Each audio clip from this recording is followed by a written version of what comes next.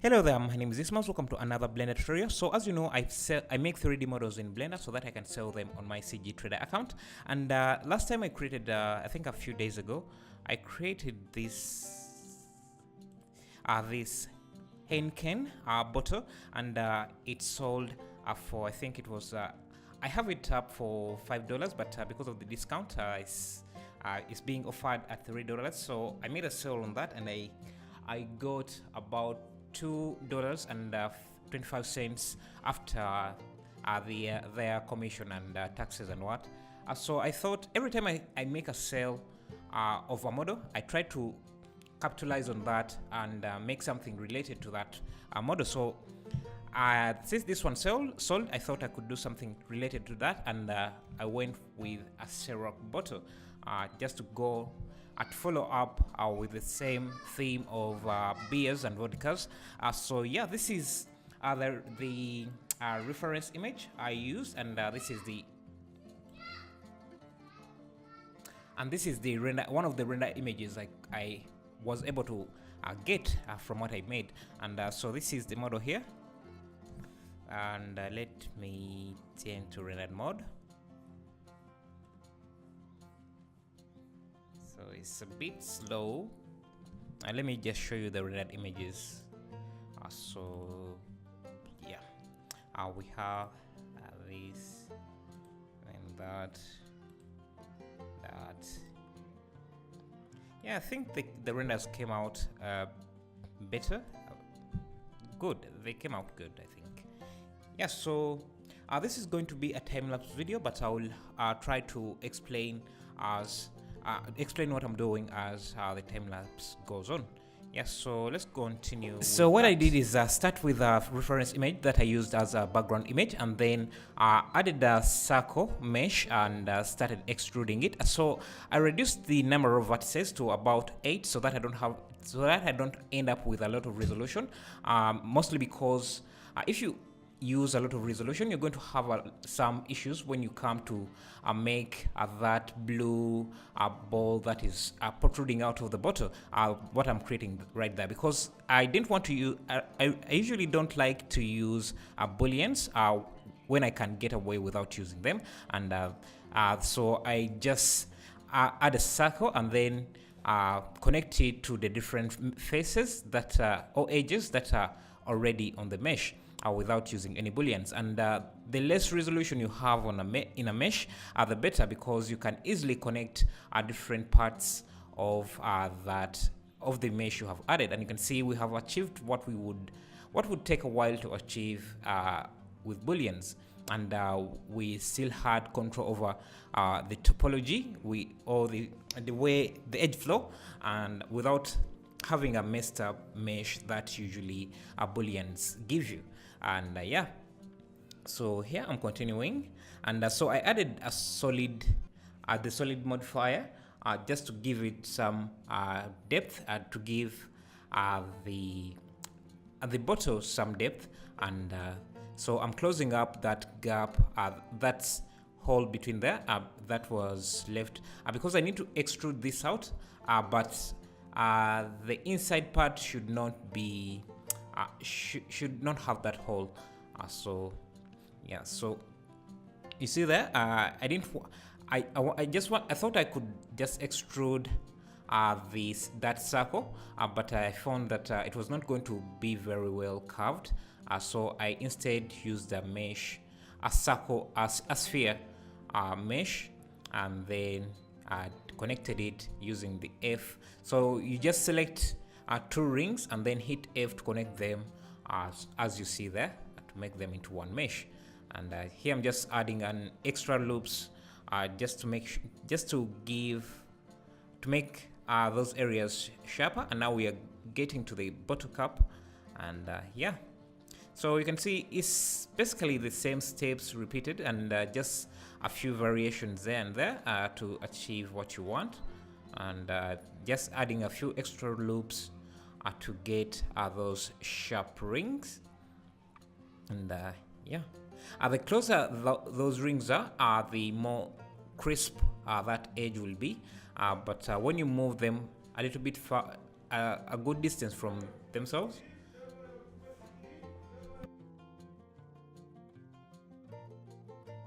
then you get those kind of smooth edges or corners. Yeah, so now I'm going to the texturing part. So I would have to UV unwrap the bottle. Before I did that, I created this box that I think ciroc can be shipped in, and just to do that, I added a mesh. I added a plane, and then added a mirror modifier so that I can model one part while while using the mirror modifier to model the other side. And I'm just moving these faces and edges around to get the silhouette or the shape of that mesh. So I wanted this to be like a sponge that you can shape ciroc in, and now I'm adding those. I don't know how they're called. I'm not sure how they're called, but yeah, those. Yeah, you just see them, and yeah, and the way you do. Let me find out how they're called. Creeps. They're not seams. They're folds, I think. And the way I did them was I was using the knife tool, which uses the shortcut K to draw a loop where you want it, just to cut areas you want, and then I used the bevel tool to create 3 edge loops from one loop, and then pushed the middle loop a bit in to get that kind of crease. Yeah, I think they're called creases.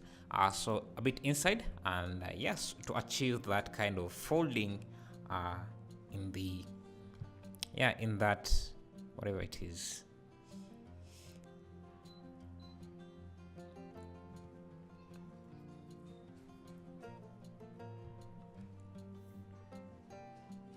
And so if you select one vertex from on one end and then select another on another side, you can hit J to connect, to draw a straight line of vertices from the first vertex you selected to the second, to the last vertex you selected, just to make that connection without using the knife tool.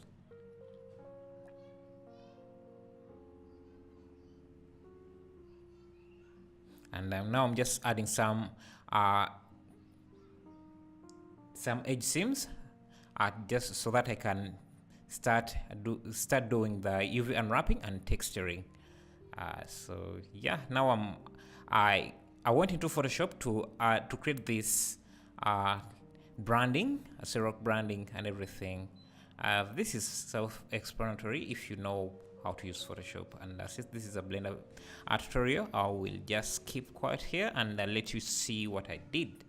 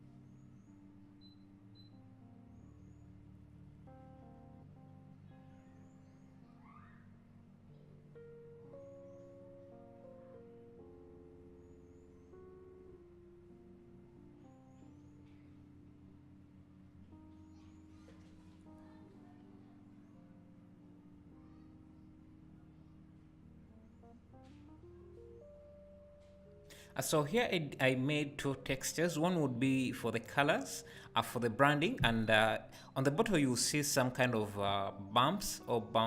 Yeah, some kind of bumps on the bottle. So this part here is for those bumps. So that texture will work as the bump mapping texture for the bottle.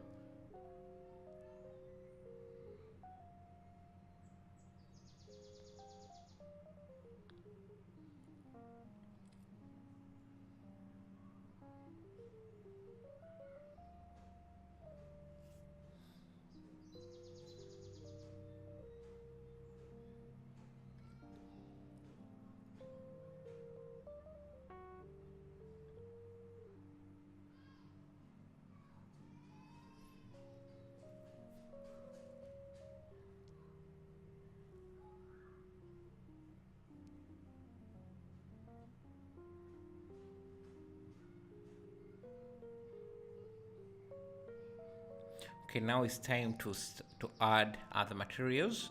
We have I set up some basic lighting there, just to make sure that I have some lighting in the scene. And now let's add the textures we have created.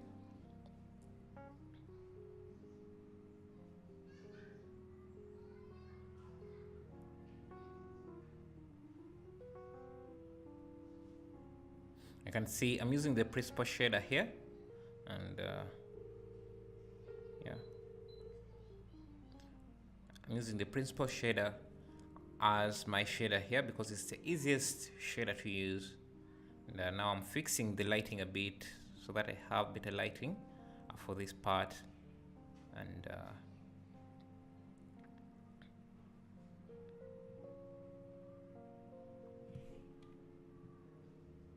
so for some reason, when I have OBS kind of freezes when I have rendered mode on. So if you see those pauses, it's usually OBS acting up. I can see what I did. I didn't feed the texture directly into the color input of the principal shader. What I did is connect it to a mix shader as a factor for the mix shader, and then use it to control, and then use the mix shader to control the color of the texture, as you can see there in the setup.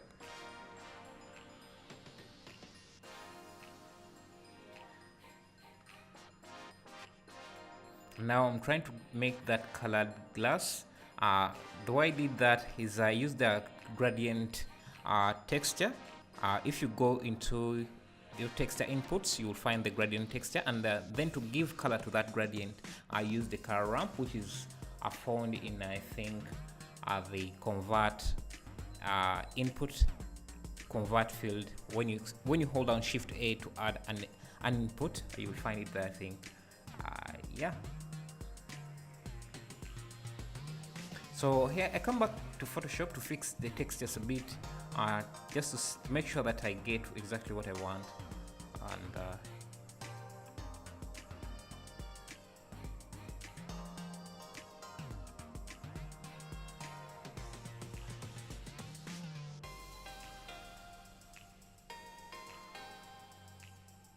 so now the task is just aligning up everything. And you can see if you're using the principal shader, setting up materials is quite easy. And you can see we only set up the color, and then for the glass, it was just sliding the transmission slider all the way to 0, and we had our glass. And now this is the bump I was talking about. So I just added that texture into a mix node to control the amount of bump mapping, and then fed that into the displacement input of the principal shader.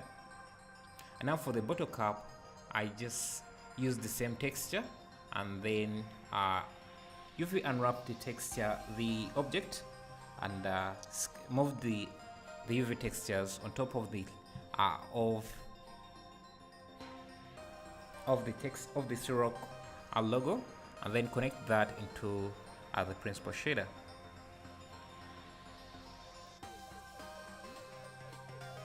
So we have this. For this, I just use the principal shader and assigned that selection in the materials editor.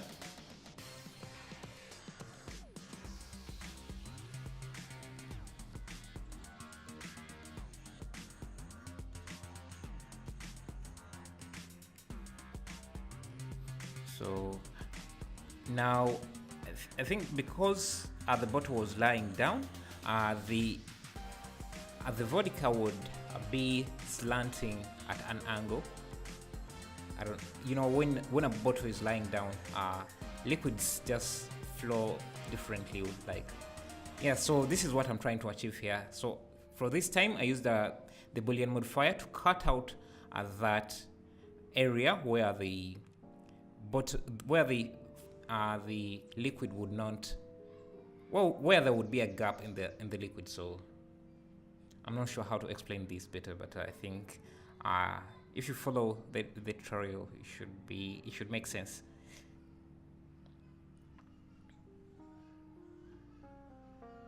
So I just used a rectangle, to cut out a straight line through that liquid, so that it appears like the liquid is flowing straight in the bottle.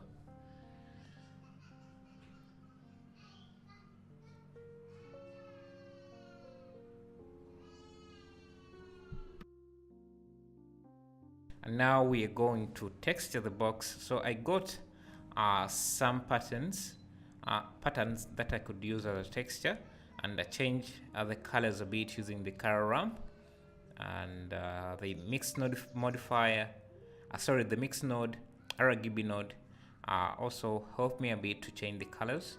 So I fed the color ramp into the factor of the mix color node, so that I can still have the control, so that I can control the colors there. Yeah, and that's it. So thank you.